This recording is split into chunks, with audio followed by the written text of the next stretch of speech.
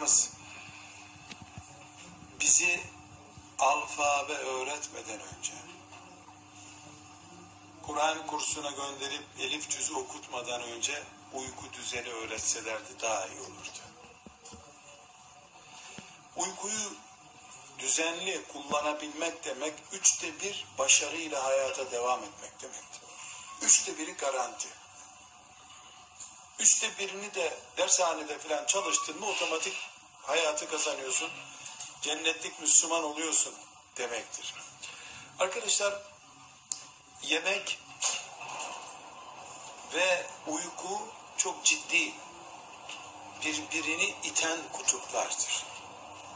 Kardeşimiz önce yemek düzeninden başlayacak.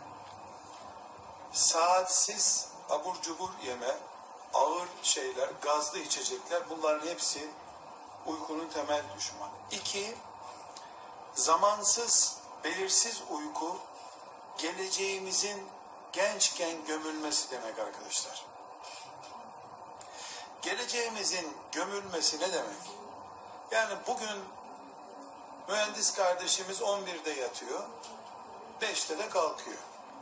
İdeal bir uyku. O yaşta, 18 yaşında ideal bir uyku. Benim yaşımda yetmiyor artık. Ben 7 saat uyuyamadım mı bu saatlerde ayakta duramıyorum bir daha.